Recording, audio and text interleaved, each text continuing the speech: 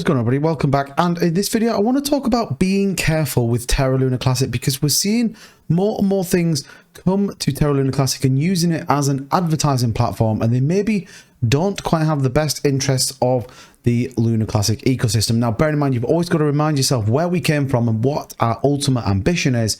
And I think some of these projects, we just have to be a little bit careful that they throw astronomical numbers out there and everybody gets the hype and they have no intention of doing it. So I'm going to talk a little bit about what I've seen in this video and why you need to be careful. And equally, we're going to have a look at what is important right now for Terra Luna Classic. So do me a favor, smash the like button so everybody can see it, and let's dive into this one. So there is this really interesting article from Edward Kin that I do want to talk about, and I want to talk about a couple of specific parts about this article. I think this is the things we need to focus on. This is, this is one of the developers of the blockchain, and ultimately what he's talking about is kind of exciting. It's not about we're going to burn 2.5 trillion tokens in 2 weeks. It's not about that.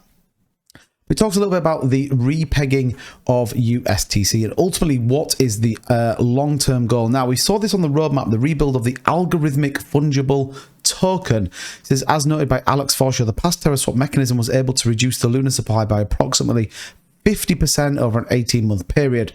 There were obvious flaws in the previous system leading to the hyperinflation of Luna and collapse of UST, but nonetheless, it is likely our best shot in drastically reducing total supply. This is a really important point, and I think one that is not really talked about too much.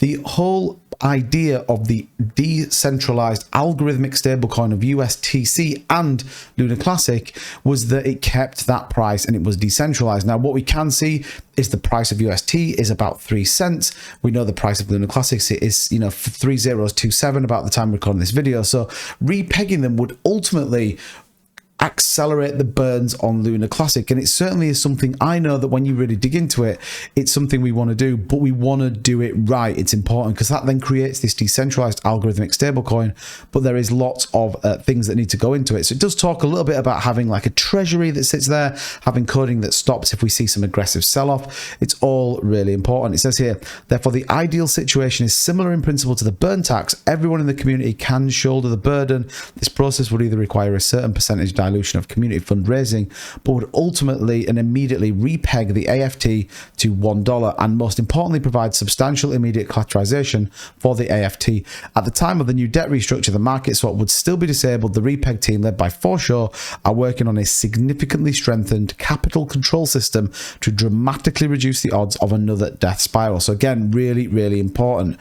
It says here, a large on-chain programmatic reserve, meanwhile, would be designed to retire the entire circulating supply of UST at a volume-weighted average price of 50 cents. This would not shield Luna holders from significant loss in the event of a systemic crisis, but it would make a hyperinflationary scenario theoretically impossible. Really important that we work through, and ultimately it gives an opportunity as we work through this that USTC has an ambition to go back to $1. So if you believe in the long-term success of Luna Classic, then USTC could be a ridiculous player given the fact it's on 3 cents right now. But I think there's more to come. I think there's definitely more work to do in terms of what that looks like and ultimately the way this is repegged. Now, that article, I'll leave a link to that in the description, is really interesting. I would absolutely ask and recommend you go and read it. There's tons more to it. We talk about rebuilding the ecosystem. We talk about the Terra Rebs coming back on with the Terra swap and tons more in terms of utility. This is utility that we want to see with Terra Luna Classic. What we don't want to see, in my opinion, is crazy things like Luna Freaks.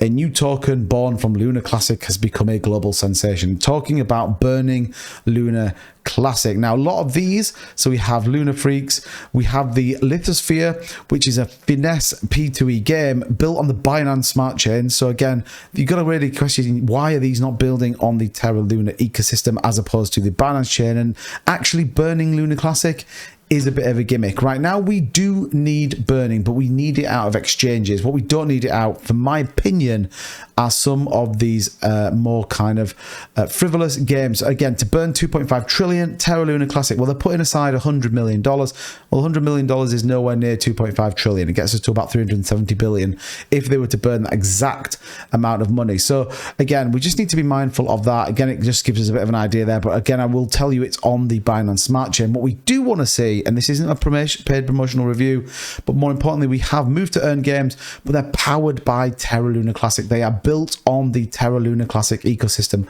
Those are the things that we want to see. We need real core stability and utility built by our development team that really support the longevity of Terra Luna Classic.